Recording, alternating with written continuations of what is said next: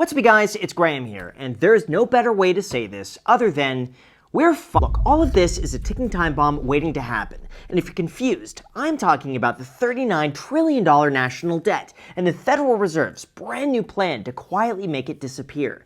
And no, this is not a crazy conspiracy theory. They have literally used these exact same tactics back in the 1940s, and as you could see, it worked. However, here's the catch. Even though it appeared like a success on paper, most people don't recognize that the debt doesn't just disappear. It gets transferred, and in most cases, you are the one who will secretly pay for it. That's why we really gotta talk about exactly what's going on, how this new plan actually works, and then most importantly, who wins, who loses, and how to make sure you don't fall behind. Because if this plays out the same way as it did in the past, the people who understand it early could come out ahead, while everyone else secretly gets screwed without even realizing it. Although before we start, for the millionth time, if you appreciate videos like this, it would mean the world to me if you quietly reset the like button and subscribed if you haven't done that already.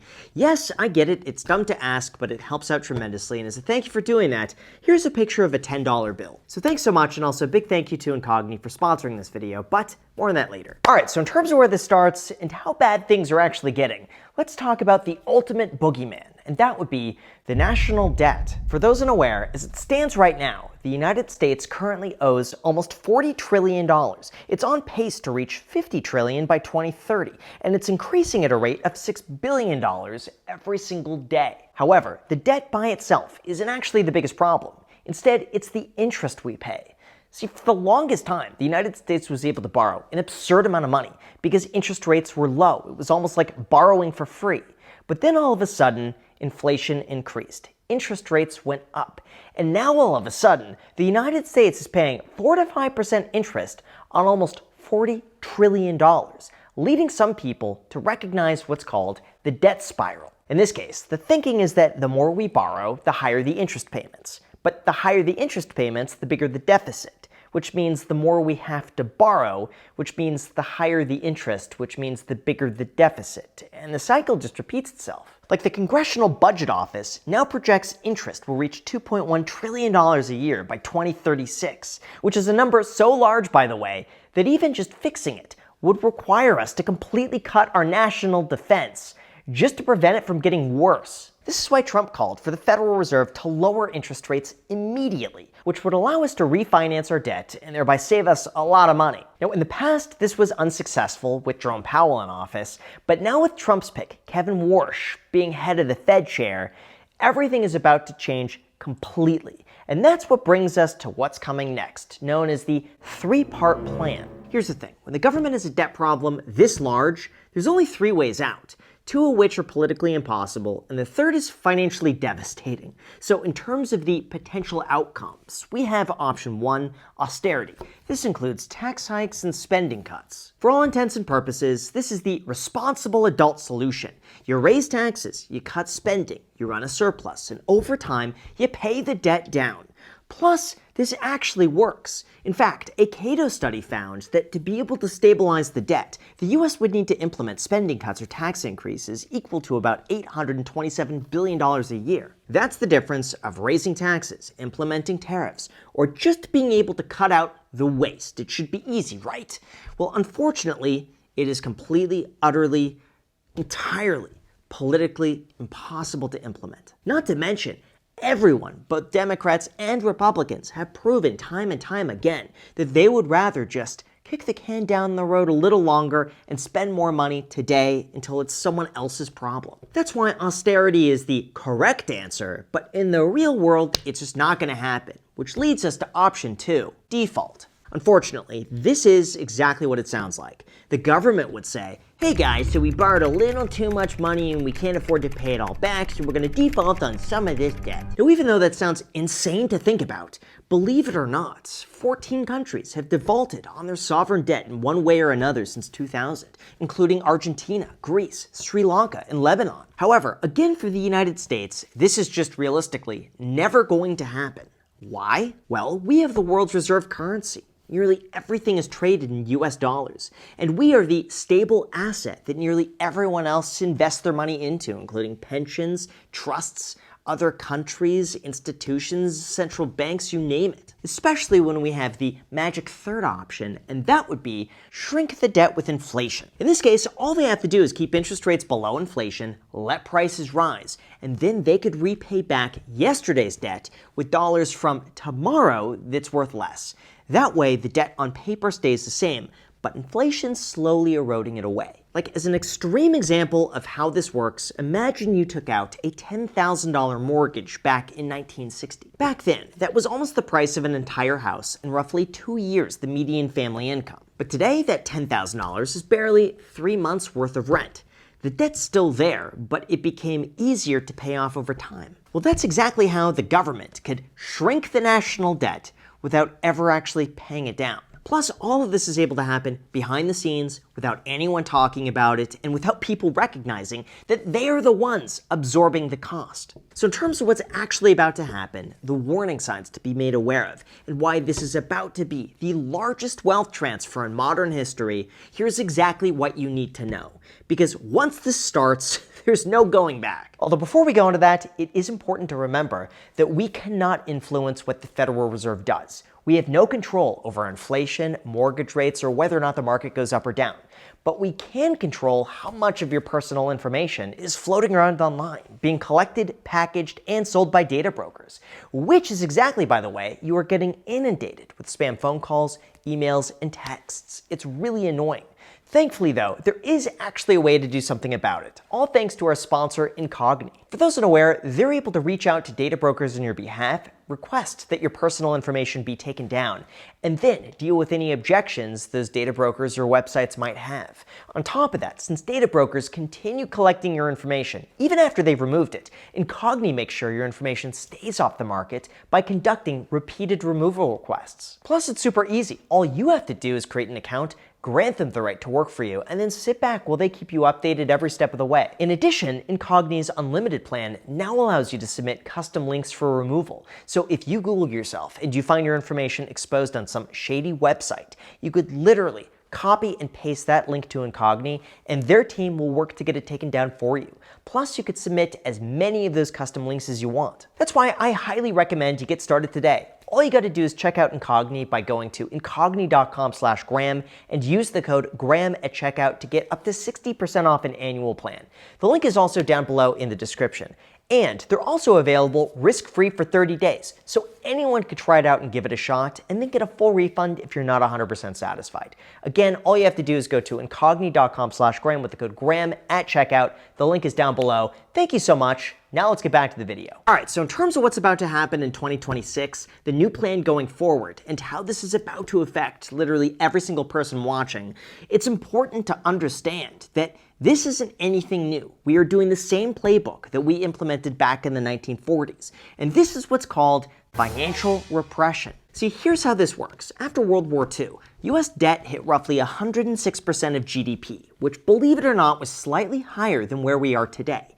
Like back then, the US borrowed an absurd amount of money to pay for World War II, and everyone was asking themselves the same question: how on earth are we going to eventually pay for this? Well, here's exactly what they did. The Federal Reserve, under pressure from the Treasury Department, pegged interest rates to artificially low levels. We're talking long-term bonds that are paying 2.5%.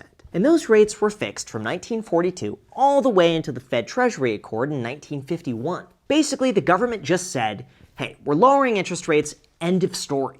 Not because the economy warranted it, but because they needed to be able to stay afloat for the cheap money. Of course, this inevitably led to runaway inflation, and at some points it led to 10% annualized price increases, but it ended up getting the job done, even though it was at the expense of savers, everyday people, and bondholders who were earning a negative return on their money once you accounted for inflation. In fact, an IMF paper found that without this combination of artificially low interest rates, the debt-to-GDP ratio would have only fallen to 74% by 1974, rather than the 23% it actually reached. That's why the math for this is undeniable. Financial regression, not strict budgeting and paying down the debt, was responsible for getting us out of the post-World War II debt problem. And the reason I bring this up is because it was used before, it worked, and the conditions today are almost the exact same as we saw almost 70 years ago. So in terms of what's going to happen next, here's where things get very interesting,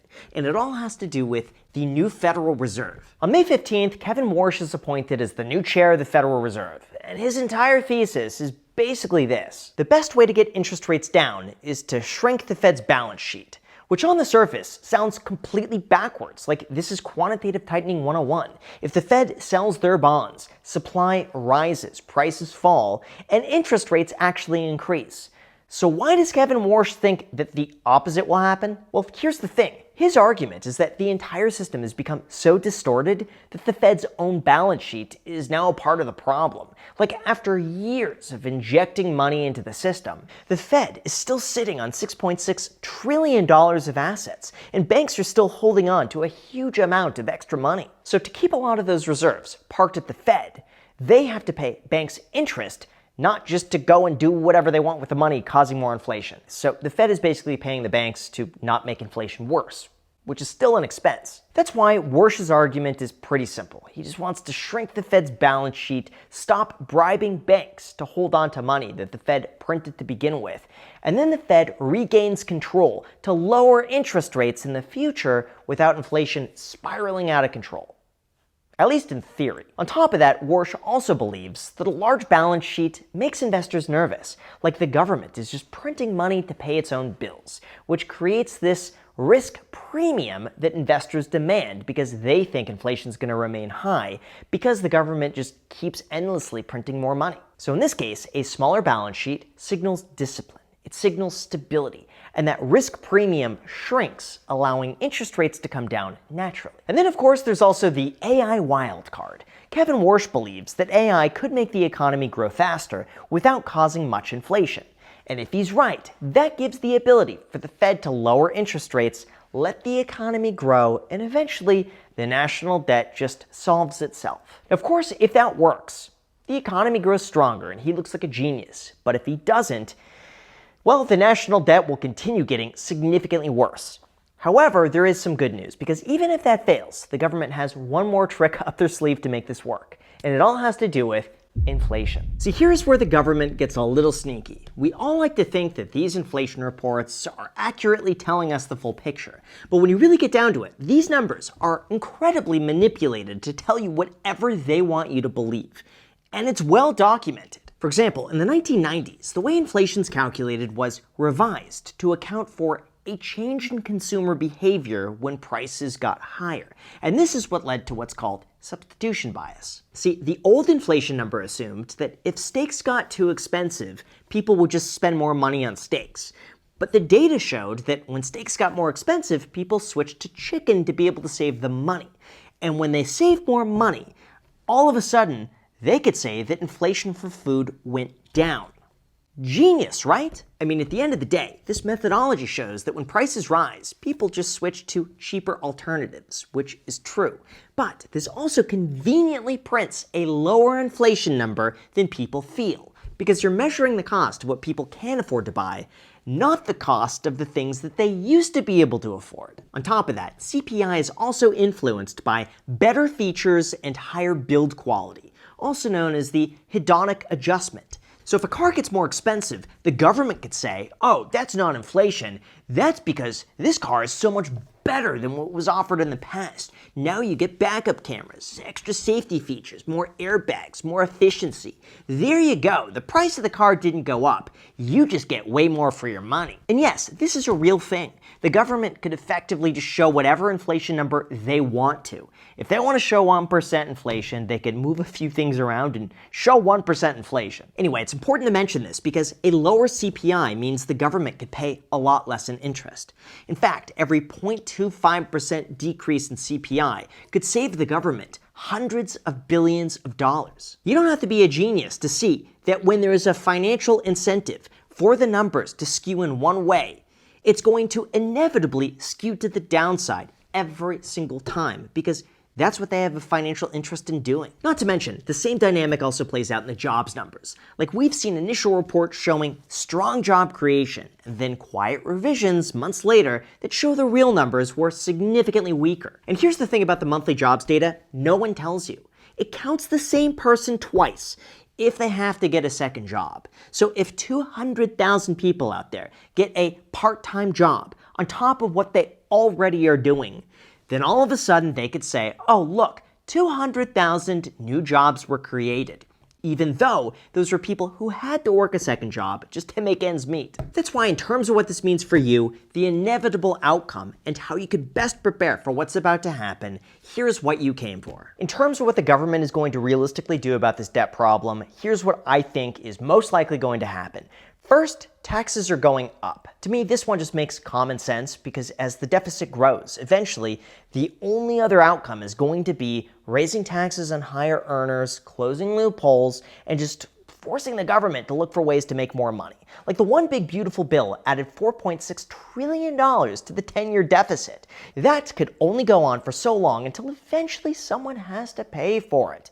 And I think it's going to be people who make more than you do who will be voted in to pay higher taxes. In combination, by the way, with number 2, the government's just going to print more money while keeping interest rates as low as they possibly can. Keep in mind, I don't think this is going to be obvious. I don't think the government's just going to come out and say, hey guys, so we're actually implementing financial regression today. Instead, it's quietly going to happen through pressure on the Federal Reserve and lower interest rates to the point where inflation exceeds it, eroding the purchasing power on everyone's money. The person who's going to be most affected by this is simply the person who's saving up extra money over time, trying to get ahead, and then constantly wondering, oh man, my money just isn't going as far as it used to.